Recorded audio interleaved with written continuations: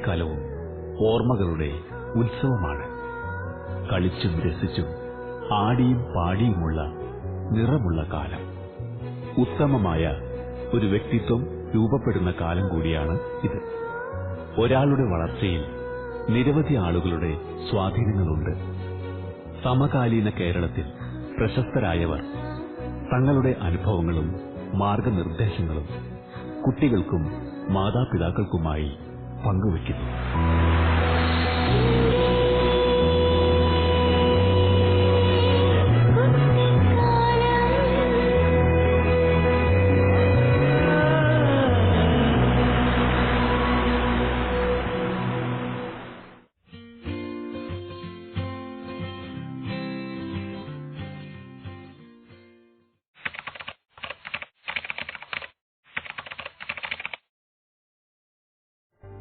Doctor D Babu Paul IAS, Indian civil സർവീസിലെ പേരുകേട്ട വ്യക്തിത്വം.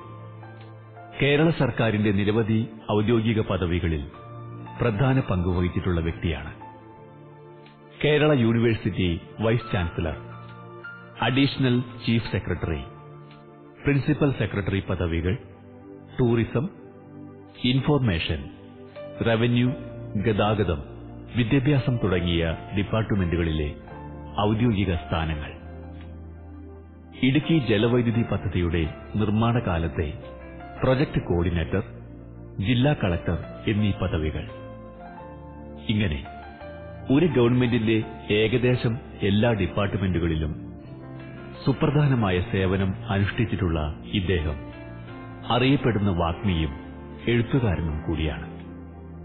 എന്റെ കുട്ടിക്കാലത്തിലൂടെ തന്റെ ജീവിത വിജയത്തിന്റെ സാഹചര്യങ്ങൾ ഒരു നല്ല അധ്യാപകന്റെ പരിവേഷത്തോടെ പങ്കുവയ്ക്കുന്നു. സർ, എന്റെ കുട്ടിക്കാലം എന്ന പരിപാടിയിലേക്ക് സാറിനെ സ്നേഹപൂർവ്വം സ്വാഗതം ചെയ്യാണ്. ആൻഡ് സർ, ഇപ്പം സർ IAS ഓഫീസറാണ്, ഒത്തിരി നാള് വർക്ക് ചെയ്തിട്ടുണ്ട്. സോ ഇത്രയും സക്സസ്ഫുൾ ആയിട്ടുള്ള ഒരു കരിയറാണ് സാറിന്റെ. സോ എല്ലാവരുടെയും ആ ഒരു കരിയർ ലൈഫിന്റെ ഏറ്റവും ഇമ്പോർട്ടന്റ് ആയിട്ടുള്ള ആ ഒരു ടൈം നമ്മൾ മോൾഡ് ചെയ്തെടുക്കുന്നത് ചൈൽഡ്ഹുഡ് ആണ്. സോ ആ ഒരു ചൈൽഡ്ഹുഡിൽ സാറിനെ ഇത്ര സക്സസ്ഫുൾ ആക്കിയതിന് കാരണമായിട്ടുള്ള ഇപ്പോൾ പാരന്റ്സിനൊക്കെ ഒത്തിരി കാര്യങ്ങളുണ്ടാവും അവര് സാറിനെ പഠിപ്പിച്ച് ഈ ഒരു നിലയിലാക്കിയ. അപ്പൊ അതിന് സാർ ഏറ്റവും കൂടുതൽ സാർ ഓർക്കുന്ന കാര്യങ്ങൾ, പാരന്റ്സ് ഈ ഒരു ലെവലിൽ സാറിനെ എത്തിക്കാനായിട്ട് ചെയ്ത കാര്യങ്ങൾ എന്തെങ്കിലും വളരെ ഇമ്പോർട്ടന്റ് ആയിട്ട് ഷെയർ ചെയ്യാൻ ആഗ്രഹിക്കുന്നുണ്ടോ?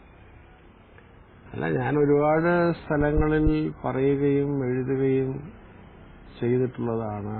എൻ്റെ ശൈശവകാലം മുതൽ കുടുംബത്തിൽ നിന്ന് കിട്ടിയ പ്രോത്സാഹനവും പരിശീലനവും.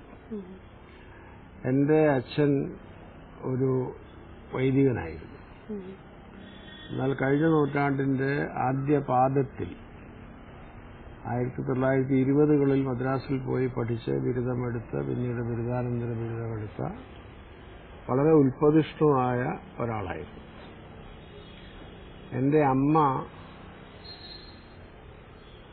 CMS മിഷണറിമാരായ മദാമ്മമാരുടെ കീഴിൽ പഠിച്ച് 1922 23 തിരുവിതാംകൂറിലെ മെട്രിക്കുലേഷൻ പരീക്ഷ മദ്രാസിൽ നിന്ന് നടത്തിയിരുന്ന കാലത്ത് തിരുവിതാംകൂറിൽ ഒന്നാമതായി ജയിച്ചയാളായിരുന്നു. സ്വാഭാവികമായും രണ്ടുപേർക്കും വിവരവും വിദ്യാഭ്യാസവും ഉണ്ടായിരുന്നു. വൈദിക പാരമ്പര്യമുള്ള കുടുംബങ്ങളായിരുന്നു രണ്ടും. എന്റെ ബാല്യകാലം അതുകൊണ്ട് തന്നെ പ്രാർത്ഥന കൊണ്ടും വേദവായന കൊണ്ടും അടയാളപ്പെടുത്തിയതാണ്. സോ ഇന്നത്തെ കുട്ടികളുടെ ഇടയിൽ എങ്ങനെയാണ് ഇത് അവരുടെ ഒത്തിരി പ്രോബ്ലംസ് അവർ ഫേസ് ചെയ്യേണ്ട ഒരു സിറ്റുവേഷൻ വരാറുണ്ട്.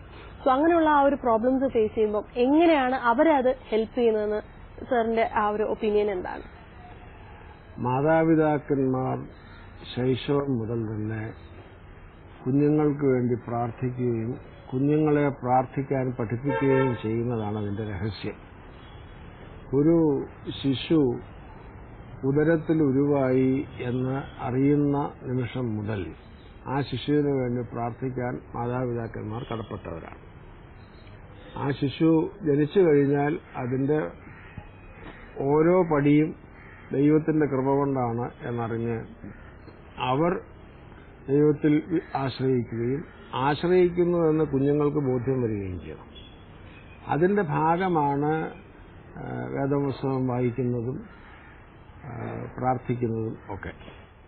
അത് ചെറുപ്പം മുതൽ ശീലിപ്പിക്കുക എന്നുള്ളതാണ് വേണ്ടത്.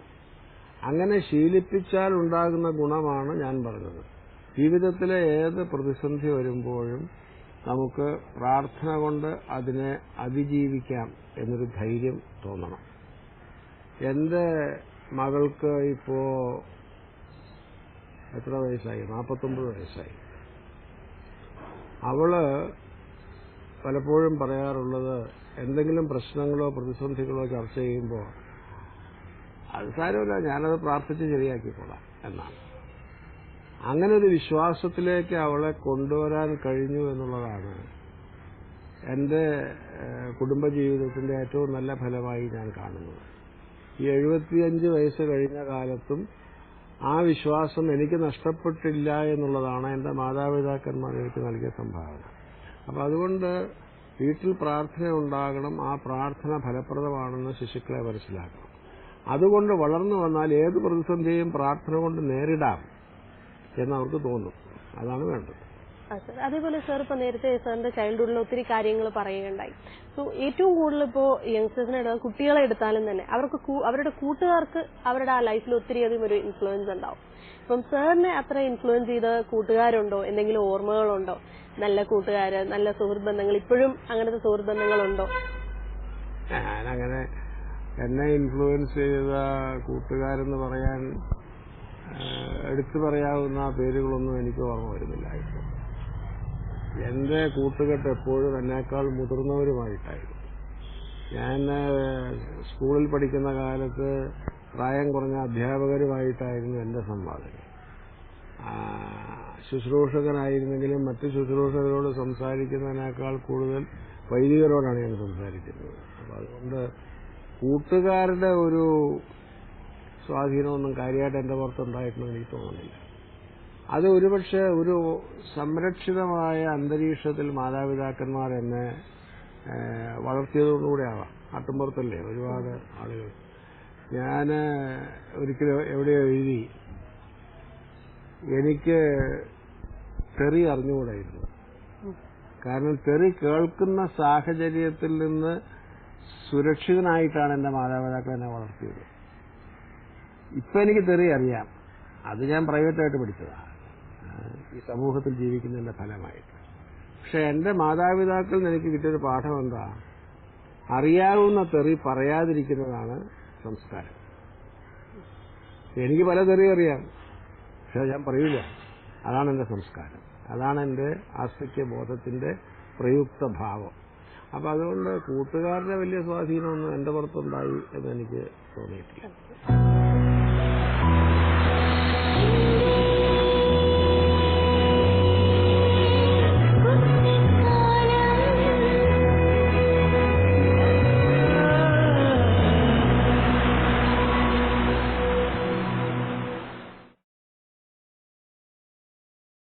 ഇപ്പൊ ഇന്നത്തെ തലമുറ, ഇന്നത്തെ കുട്ടികളെ കുറിച്ച് അവരെ എങ്ങനെയാണ് സർ വിലയിരുത്തുന്നത്? അവരെ വിലയിരുത്തുക എന്ന് പറഞ്ഞാൽ, എനിക്ക് 4 കൊച്ചുമക്കളുണ്ട്. മൂത്ത ആള് 25 വയസ്സായി, ടെക്നോ പാർക്കിൽ ജോലിയായി. അവൻ ബിസിനസ് അനലിസ്റ്റാണ്. ഏറ്റവും ഇളയ ആള് 11ാം ക്ലാസ്സിൽ പഠിക്കുകയാണ്. അപ്പൊ ഈ തലമുറ ഇത്രയും പ്രായപരിധിക്കുള്ളിലുള്ള ആളുകളെയൊക്കെ എനിക്ക് നേരിട്ടറിയാം. അവരെക്കുറിച്ചൊന്നും നിരാശയ്ക്ക് കാര്യമില്ല. മാതാപിതാക്കന്മാർ ശ്രദ്ധാപൂർവം അവർക്ക് നല്ല സ്വഭാവങ്ങൾ ഉണ്ടാക്കി കൊടുക്കണം. എന്നാൽ അവരത് ഭംഗിയായിട്ട് നടത്തിക്കൊള്ളും.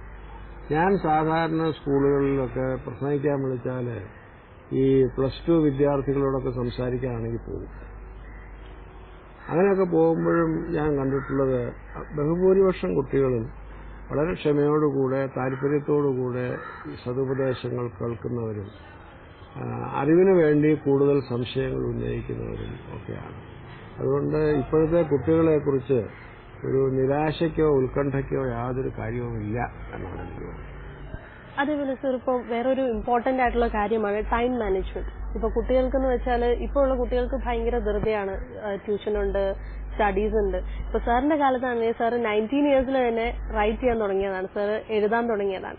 സോ അങ്ങനെ ഒത്തിരി ഫേമസ് ആയിട്ട് എന്താ പറയാ ഒരു മൾട്ടി ഫേസറ്റഡ് ആയിട്ടുള്ള ഒരു പേഴ്സൺ ആണ് സാർ. അപ്പൊ സാറിന് എന്താണ് ഇന്നത്തെ ഈ ഒരു കുട്ടികളോട് പറയാനുള്ളത്? എങ്ങനെയാണ് അവരവരുടെ ടൈം മാനേജ് ചെയ്യേണ്ടത്? 24 മണിക്കൂർ എല്ലാവർക്കും ഉള്ളതാണ്. അതുകൊണ്ട് സമയം കിട്ടുന്നില്ല എന്ന് ആരെങ്കിലും പറഞ്ഞാൽ സമയം ഉപയോഗിക്കാൻ അവർക്ക് അറിഞ്ഞുകൂടാ എന്ന് അതിനർത്ഥമുള്ളൂ. ഞാൻ എൻ്റെ സ്കൂൾ ജീവിതകാലം മുതൽ തന്നെ എൻ്റെ മാതാപിതാക്കന്മാർ എന്നെ ഒരു ടൈം ടേബിൾ എഴുതാൻ ശീലിപ്പിച്ചിട്ടുണ്ട്. ആ ടൈം ടേബിൾ കാലാകാലങ്ങളിൽ മാറിക്കൊണ്ടിരിക്കും. അങ്ങനെ സമയം പാലിക്കാൻ ശ്രമിക്കുമ്പോൾ നമുക്ക് എല്ലാത്തിനും സമയം കിട്ടും. ഞാൻ കൂട്ടുകാരുടെ കൂടെ കളിക്കാനും തമാശ പറയാനും ഒന്നും വിമുഖത കാണിച്ചിട്ടില്ല. പഠിക്കാൻ വിമുഖത കാണിച്ചിട്ടില്ല. പരീക്ഷയ്ക്കൊക്കെ നല്ല മാർക്ക് കിട്ടുമായിരുന്നു. പള്ളിയിൽ പോകുന്ന ഒരിക്കലും മുടക്കിയിട്ടില്ല. അപ്പൊ ഇതെല്ലാം സാധിക്കുന്ന എങ്ങനെയാണെന്ന് ചോദിച്ചാൽ, ഇപ്പൊ ചില പിള്ളേർ പറയും ഞായറാഴ്ച പള്ളിയിൽ പോകാൻ നേരമില്ല, ട്യൂഷനുണ്ട്, ട്യൂഷൻ അഡ്ജസ്റ്റ് ചെയ്യണം ട്യൂഷൻ ഉണ്ടെങ്കിൽ. അതുകൊണ്ട് നമുക്ക് ഒരു ടൈം ടേബിൾ ഉണ്ടാക്കി ഒഴിവാക്കാൻ വയ്യാത്ത കാര്യങ്ങൾ എന്താണ് എന്ന് ആദ്യമായിട്ട് നിശ്ചയിച്ച് അത് പരിപാടി ഉണ്ടാക്കണം. എല്ലാ ദിവസവും സ്കൂളിൽ പഠിക്കുന്ന കുട്ടികൾ പള്ളിയിൽ പോകണമെന്ന് ഞാൻ പറയുന്നില്ല, പക്ഷെ ഞായറാഴ്ചയെങ്കിലും തീർച്ചയായിട്ടും പോകണമല്ലോ. അപ്പോൾ ആ പ്രോഗ്രാം ഉണ്ടാക്കുമ്പോൾ ഞായറാഴ്ച ഇത്ര മണിക്ക് പള്ളിയിൽ പോകും, അത് കഴിഞ്ഞ് വന്നാൽ ഇത്ര സമയം പത്രം വായിക്കും, ഇത്ര സമയം മറ്റു പുസ്തകങ്ങൾ വായിക്കും. കൃത്യമായൊരു ടൈം ടേബിൾ ഉണ്ടാക്കുക എന്നുള്ളതാണ് അതിന്റെ പ്രധാനം. പിന്നെ അതിന്റെ കൂടെ മാതാപിതാക്കന്മാരുടെ, എനിക്കുണ്ടായ സൗഭാഗ്യം എൻ്റെ മാതാപിതാക്കന്മാർ വിദ്യാഭ്യാസവും വിവരമുള്ളവരായിരുന്നു എന്നുള്ളതുകൊണ്ടാണ്. അവരുടെ ആസൂത്രണത്തിന്റെ ഭാഗമായിട്ടാണ് 5.5 വയസ്സിലാണ് ഞാൻ ആദ്യമായിട്ട് പ്രസംഗം പറഞ്ഞത്. 8 വയസ്സിലാണ് ഞാൻ ആദ്യമായിട്ട് എൻ്റെ ഒരു ലേഖനം എൻ്റെ പേരിൽ അച്ചടിച്ചു വന്നത്. 19 വയസ്സിൽ പുസ്തകം എഴുതി. ഇതിനൊക്കെ പ്രോത്സാഹനം നൽകിയത് മാതാപിതാക്കന്മാരാണ്. മാതാപിതാക്കന്മാരാണ് കൂടുതൽ ശ്രദ്ധിക്കേണ്ടത്. പക്ഷെ കുട്ടികൾക്കൊരു ടൈം ടേബിൾ ഉണ്ടാക്കാൻ അവരെ പ്രോത്സാഹിപ്പിക്കണം. കഴിയുന്നത്ര ആ ടൈം ടേബിൾ അനുസരിച്ച് ജീവിക്കാൻ, ജീവിത സമയം ക്രമീകരിക്കാൻ അവരെ സഹായിക്കുകയും വേണം. അതാണ് വേണ്ടത്.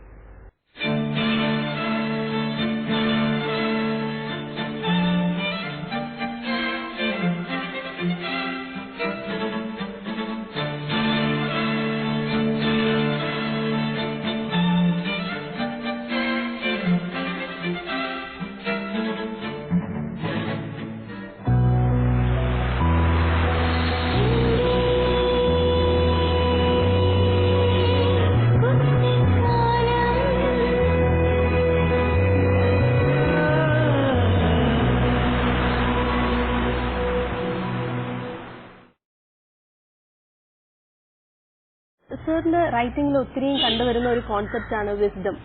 സോ അതായത് ജ്ഞാനം എന്നുള്ളത്. ഇപ്പൊ കുട്ടികൾക്ക് ഏറ്റവും കൂടുതൽ എല്ലാവരും പരക്കം പറയുന്നത് അവരുടെ നോളജ് ഇൻക്രീസ് ചെയ്യാനായിട്ട്, ഇപ്പോൾ ട്യൂഷൻ സ്റ്റഡീസ് ആയാലും. സോ ആ ഒരു വിസ്ഡം എന്ന ഒരു കോൺസെപ്റ്റ് ഇന്നത്തെ ആ കുട്ടികളുടെ ഇടയിൽ എങ്ങനെയാണ് സാർ അതിനെ വിലയിരുത്തുന്നത്? അതായത് അറിവിന് 3 ഘടകങ്ങളുണ്ട്. ഒന്ന് വിവരം, ഇൻഫർമേഷൻ. ആ ഇൻഫർമേഷൻ നമ്മൾ പ്രോസസ്സ് ചെയ്ത് അത് നോളജായി മാറും. ആ പ്രോസസ്സിൽ വരെ എല്ലാവർക്കും എത്തും. പക്ഷെ ഈ നോളജിൽ നിന്ന് വിസ്ഡത്തിലേക്ക് എത്തണം. അത് തമ്മിലുള്ള വ്യത്യാസം എന്താന്ന് ചോദിച്ചാൽ, ടൊമാറ്റോ ഈസ് എ ഫ്രൂട്ട്, അത് നോളജാണ്. പക്ഷെ ഫ്രൂട്ട് സാലഡിൽ ടൊമാറ്റോ ഇട്ടാൽ കുളമാകുമെന്നുള്ളത് വിസ്ഡമാണ്. അത് അനുഭവം കൊണ്ടും അനുഭവമുള്ള ആളുകളുടെ അറിവിൽ നിന്ന് നമ്മൾ ആഗിരണം ചെയ്ത് കൊടുക്കുന്ന ഒരു സംഗതിയാണ്. അപ്പൊ ഇപ്പോഴത്തെ പ്രശ്നം എന്താ? ഇപ്പൊ ഒരുപാട് വിവരമാണ്. ഇപ്പൊ ഞാനൊക്കെ ഈ സ്വാഗത പ്രസംഗം കേട്ട് മടുക്കുന്നതിന്റെ ഒരു കാര്യം, എല്ലാവരും ഇന്റർനെറ്റിൽ നിന്ന് എടുത്ത് വായിക്കാൻ തുടങ്ങും. ഇത് കേട്ട് കേട്ട് നമ്മളും മടുക്കും. ഇന്റർനെറ്റിൽ എന്റെ 2 ജന്മതീയതിയുണ്ട്, എന്റെ 2 മേൽവിലാസമുണ്ട്. ഇതൊക്കെ ഇൻഫർമേഷനാണ്. ആ ഇൻഫർമേഷനിൽ നിന്ന് അന്വേഷിച്ച് നോളജ് ആക്കിയെടുക്കണം. ആ നോളജിൽ നിന്നാണ് വിസ്ഡം ഉണ്ടാകുന്നത്. ആ വിസ്ഡം ഉണ്ടാകുന്നത് എന്റെ അടിസ്ഥാന കാരണം ഈശ്വരനെ കുറിച്ചുള്ള ബോധമാണ് എന്ന് ബൈബിളിൽ പറഞ്ഞിട്ടുണ്ട്. യഹോവ ഭക്തി ജ്ഞാനത്തിന്റെ ആരംഭമാകും. അത് വിസ്ഡമാണ്, നോളജ് അല്ല. എത്ര നോളജ് ഉണ്ടായാലും വിസ്ഡം ഉണ്ടാകണം എന്ന് നിർബന്ധമില്ല. അപ്പൊ അത് എങ്ങനെ ഉണ്ടാകുന്നു എന്ന് ചോദിച്ചാൽ ഈശ്വരനിൽ നിന്ന് ആരംഭിച്ച് ഈശ്വരനിൽ ചെന്ന് അവസാനിക്കണം. ജ്ഞാനത്തിന്റെ ആരംഭം ഈശ്വരനാണ്, ജ്ഞാനത്തിന്റെ അവസാനവും ഈശ്വരൻ തന്നെയാണ്. അത് അവിടെ തന്നെ തിരിഞ്ഞ് ചെന്ന കാരണം. ഇത് അനുഭവവും അനുഭൂതിയും രണ്ട് വാക്കുകളാണ്. അത് തമ്മിലുള്ള തിരിവ് പോലെയാണിത്. അനുഭവം എന്ന് പറയുന്നത് എന്താ? നമ്മൾ മഴയത്ത് ഇറങ്ങി നിൽക്കുന്നു. മഴയത്ത് ഇറങ്ങി നിന്നാൽ നമ്മൾ നനയും, ഉടുപ്പ് നനയും, ഉടുപ്പ് നനഞ്ഞു കഴിയുമ്പോൾ ദേഹം നനയും, തല നനയും, അങ്ങനെ പല പരിപാടികളുണ്ട്. എന്നാൽ മലങ്കാട്ടിലെ മഴക്കാലം എന്ന കവിത വായിക്കുമ്പോൾ അത് നട്ടപ്പുറ വെയിലത്തിരുന്ന് വായിച്ചാലും നമുക്ക് മഴ നനയുന്നു എന്ന് തോന്നും. അതിനെയാണ് അനുഭൂതി എന്ന് പറയുന്നത്. അപ്പൊ അനുഭവവും അനുഭൂതിയും തമ്മിലുള്ള ഈ വ്യത്യാസം തന്നെയാണ് അറിവും ജ്ഞാനവും തമ്മിലുള്ളത്. ജ്ഞാനത്തിലേക്ക് നയിക്കാത്ത അറിവ് ഒരു ഭാരമാണ്. Knowledge which does not lead to wisdom is unnecessary baggage. അത് നമുക്കൊരു ഭാരമാണ് വസ്തുത. ആ അറിവിൽ നിന്ന് വിസ്ഡത്തിലേക്ക്, വിവേകത്തിലേക്ക്, വിജ്ഞാനത്തിലേക്ക് വരാൻ കഴിയണം. അത് എന്റെ മനസ്സിൽ പറയുന്നതനുസരിച്ച് ഈശ്വരനോട് ചേർന്ന് നിൽക്കുമ്പോഴാണ് ഇത് എളുപ്പത്തിൽ സാധിക്കുന്നത്. അതാണ് ബൈബിൾ പറയുന്നത്. യഹോവാഭക്തി ജ്ഞാനത്തിന്റെ ആരംഭമാകുന്നു എന്ന് മാത്രമല്ല, ഞാൻ എന്റെ ജീവിതം കൊണ്ട് കണ്ടുപിടിച്ചത് ജ്ഞാനത്തിന്റെ അവസാനവും ഏകദേശം അത് തന്നെയാണ്. ഞാനിപ്പോൾ അവസാനം എത്തിയെന്ന് പറയാറായില്ലെങ്കിലും വയസ്സിപ്പോഴ് ഇത്രയായില്ലേ. ഇപ്പോ ഇന്നലത്തെ പത്രത്തിലും കണ്ടു, വയോധികൻ ദുരൂഹ സാഹചര്യത്തിൽ മരിച്ചു. അപ്പൊ ഈ വയോധികൻ എത്ര വയസ്സ്? 72. എനിക്ക് 75 കഴിഞ്ഞു.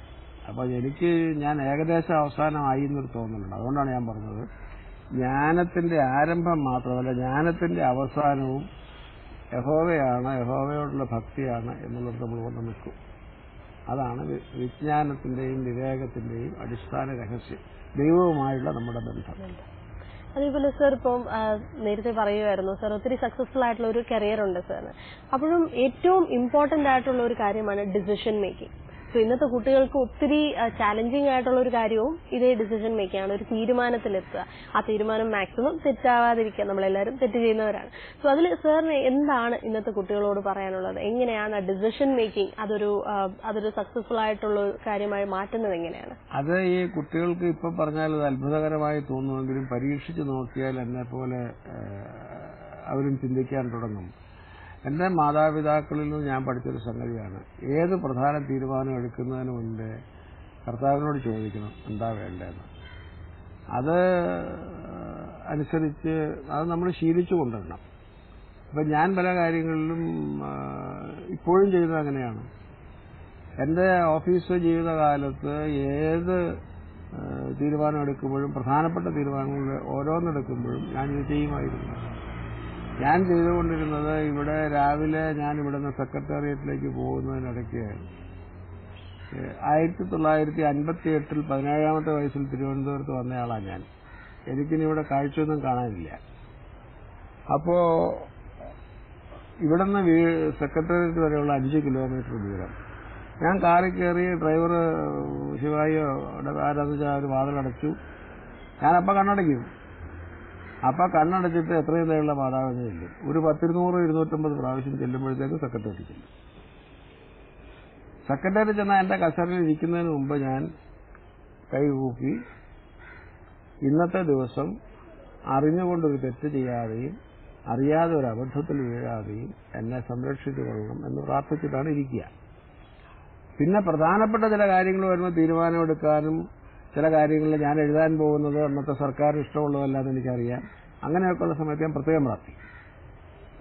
ഞാൻ എന്റെ ഓഫീസിൽ എന്റെ ചീഫ് സെക്രട്ടറിയുടെ പദവിയിലിരുന്ന കാലത്ത് ഇടതുവശത്ത് മേശയുടെ താഴെ ഒരു ബൈബിളും പൊന്തയൊക്കെ ഉണ്ടായിരുന്നു. അത് ഞാനവിടെ എന്റെ വിശ്വാസം ഇങ്ങനെ നെറ്റ് എഴുതി പതിപ്പിച്ചുകൊണ്ട് നടക്കാനല്ല, എനിക്ക് ആവശ്യമുള്ളപ്പോൾ ഒരു ധൈര്യത്തിന് വേണ്ടി. അങ്ങനെ പ്രാർത്ഥിക്കുമ്പോൾ അതിനുള്ള ഒരു ഉത്തരം കിട്ടും.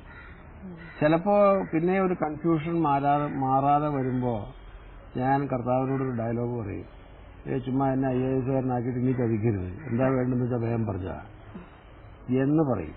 അങ്ങനെ ഒരു ബന്ധത്തിലേക്ക് വന്നതുകൊണ്ട് decision making is part of my prayer life. അതാണ് എന്റെ ഉദ്ദേശം.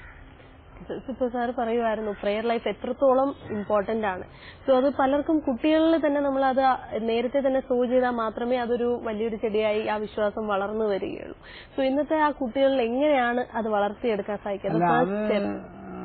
അങ്ങനെ പ്രത്യേകിച്ച് വളർത്തിയെടുക്കാനൊക്കില്ല, തന്നെ അറിഞ്ഞൊക്കെ വരണ്ടേ. ഞാൻ എന്റെ ബാല്യകാലത്ത് ഒരു ദിവസം ബൈബിളിൽ വായിച്ചു, നിനക്ക് കടുകുമണിയോളം വിശ്വാസമുണ്ടെങ്കിൽ ഈ മലയോട് മാറി കടലിൽ വീഴുക എന്ന് പറഞ്ഞാൽ അത് കേൾക്കും.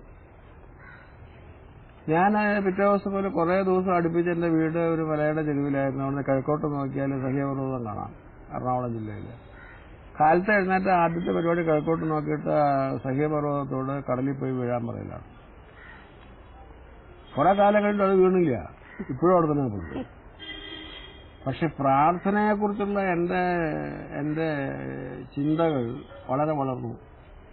ഇപ്പൊ എനിക്ക് മനസ്സിലായി, ഈ അച്ഛൻ മകൻ പിന്നെ മുട്ട ചോദിച്ചാൽ അപ്പൻ തേള് കൊടുക്കൂല, അപ്പൻ ചോദിച്ചാൽ കല്ല് കൊടുക്കൂല എന്നൊക്കെ പറയുന്നതിന്റെ അർത്ഥം എന്താണെന്ന് അതൊക്കെ ഒരുപാട് കാലം കൊണ്ടാണ് മനസ്സിലാകുന്നത്. ഇപ്പോഴും പല ആളുകൾക്കും അതിന്റെ ഇപ്പൊ നിങ്ങൾക്ക് സമയമില്ലാത്തതുകൊണ്ട് അല്ലെങ്കിൽ ഞാൻ അതിനെക്കുറിച്ചൊരു ബൈബിൾ ക്ലാസ് പറ്റുന്നതാണ് എന്താണ് അതിന്റെ യഥാർത്ഥമായ അർത്ഥം എന്ന്. അപ്പൊ അതുകൊണ്ട് പ്രാർത്ഥന കൊണ്ട് നമ്മുടെ ജീവിതത്തിലെ എല്ലാ ഘട്ടങ്ങളിലും നമുക്ക് പ്രതിസന്ധികളെയും പ്രശ്നങ്ങളെയും വെല്ലുവിളികളെയും നേരിടാനുള്ള ആന്തരിക ശക്തി കിട്ടും. അതാണ് എന്റെ പ്രധാനം.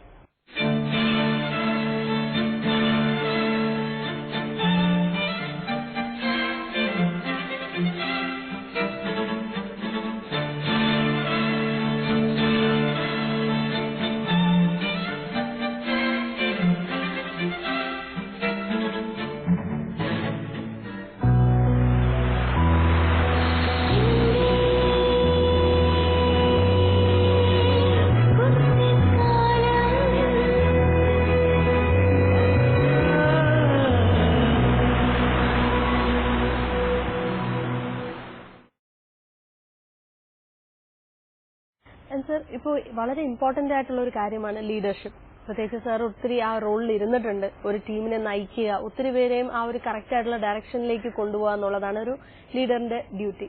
സോ ആ ഒരു ലീഡർഷിപ്പ് ക്വാളിറ്റി അത് എങ്ങനെയാണ് സർ വിലയിരുത്തുന്നത്? കുട്ടികളുടെ ഇടയിൽ അത് വളർത്തിയെടുക്കാൻ എങ്ങനെ നമുക്ക് സാധിക്കും? അതിനെക്കുറിച്ച് നമ്മൾ ആദ്യം മനസ്സിലാക്കേണ്ട ഒരു കാര്യം, എല്ലാവരും നേതാക്കന്മാരാകാൻ വേണ്ടി സൃഷ്ടിക്കപ്പെട്ടവരല്ല. കുറെ അനുയായികൾ ഉണ്ടായില്ലെങ്കിൽ ഒരു നേതാവ് ഉണ്ടാവില്ല. അതുകൊണ്ട് എല്ലാവർക്കും ആ സിദ്ധി ഉണ്ടാവണമെന്നില്ല.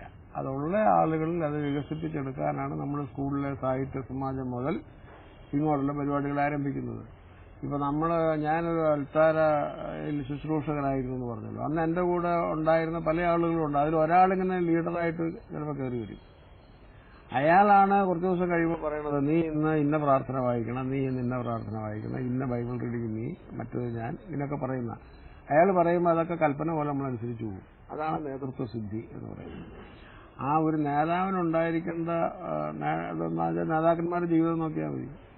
അതിന് പല ഘടകങ്ങളുണ്ട്. എല്ലാവരിലും എല്ലാം തികഞ്ഞു വരില്ല. ഉമ്മൻചാണ്ടിക്ക് ഉള്ള നേതൃത്വ സിദ്ധി കേരളത്തിൽ വളരെ ചുരുക്കം പേർക്ക് വേറെ ഉള്ളൂ. പക്ഷെ അദ്ദേഹത്തിന് അത് ബാധ്യതയാകുന്ന തരത്തിൽ ഉള്ള പല കാര്യങ്ങളുണ്ട്. പിണറായി വിജയനും അതുപോലെ തന്നെ ഒരു നല്ല ലീഡറാണ്. പക്ഷെ അദ്ദേഹത്തിന് ഉമ്മൻചാണ്ടിയിൽ ഉള്ളതും നേതാവിന് ഉണ്ടാകേണ്ടതുമായ പല കാര്യങ്ങളും അദ്ദേഹത്തിലില്ല. അപ്പൊ അതുകൊണ്ടൊരു പെർഫെക്റ്റ് ലീഡർ എന്നൊരു പരിപാടിയില്ല. ഒരു ലീഡർ എന്ന് പറയുന്നത് സാമാന്യം അനുയായികൾക്ക് അവർക്ക് വിശ്വാസം ഉണ്ടാവണം, ഇയാളുടെ പുറകെ പോയാൽ ചതിക്കില്ല എന്ന് തോന്നണം, അവരെ ചതിക്കരുത്, നമ്മുടെ ആവശ്യം കഴിഞ്ഞാൽ കരിവേപ്പില പോലെ തള്ളരുത്. അങ്ങനെയുള്ള അനേക കാര്യങ്ങളിൽ ഈ പുറകെ വരുന്നതിന് ബോധ്യം വരണം. അപ്പോഴാണ് നേതാവാകുന്നത്. അത് ഈശ്വരന്റെ കാരുണ്യം കൊണ്ട് ജന്മസിദ്ധമായി ചിലർക്ക് കിട്ടും. അവരെയാണ് നമ്മൾ കരിസ്മാറ്റിക് ലീഡേഴ്സ് എന്ന് പറയുന്നത്. ഈ കരിസ്മ എന്ന് പറയുന്നത് വരദാനം ആണല്ലോ. ആ charismatic leaders, Jawaharlal Nehru charismatic ലീഡറായിരുന്നു, Indira Gandhi ആയിരുന്നില്ല. അത് ഇന്ത്യയുടെ പ്രധാനമന്ത്രിമാരിൽ അല്പമെങ്കിലും കരിസ്മ പിന്നെ തെളിയിച്ചിട്ടുള്ള നരേന്ദ്രമോദിയാണ്. പക്ഷെ തന്റെ വ്യക്തിത്വം കൊണ്ട് മാത്രം സാഹചര്യങ്ങളെ സ്വാധീനിക്കാൻ കഴിയുക എന്നുള്ളതായി കരിസ്മയുടെ ഒരു ലക്ഷണം. അത് കേരള രാഷ്ട്രീയത്തില് ഏറ്റവും പ്രഗത്ഭനായ മുഖ്യമന്ത്രി ആരാന്ന് ചോദിച്ചാൽ അച്യുതമേനോൻ എന്ന് പറയും. പക്ഷെ ഏറ്റവും കരിസ്മാറ്റിക് ആയിട്ടുള്ള ആരായിരുന്നു വെച്ചാൽ EMS-ഉം ഉമ്മൻചാണ്ടിയാണ്. കാരണം അത് സ്വന്തം വ്യക്തിത്വം കൊണ്ട് സാഹചര്യങ്ങളെ സ്വാധീനിക്കാൻ കഴിയുന്ന എന്ന് വെച്ചവർക്കൊക്കെ പോരായ്മകളില്ലേ. There is no perfect leader. അതുകൊണ്ട് ചുരുക്കി പറഞ്ഞാൽ ഗലീല കടൽപ്പുറത്ത് കൂടെ നടന്നു പോകുമ്പോൾ നീ നിന്റെ പണി ഉപേക്ഷിച്ച് എന്റെ പുറകെ വരിക എന്ന് പറയുമ്പോൾ പണിയും വലയും എല്ലാം ഉപേക്ഷിച്ച് ആളുകൾക്ക് ഒരാളുടെ പുറകെ പോകാൻ തോന്നിയാൽ അയാളാണ് ലീഡർ. അതാണ് leadership. Thank you so much sir. ഒരു മനുഷ്യനെയും ഭയപ്പെടേണ്ട ആവശ്യമില്ലാത്തവണ്ണം ദൈവത്തെ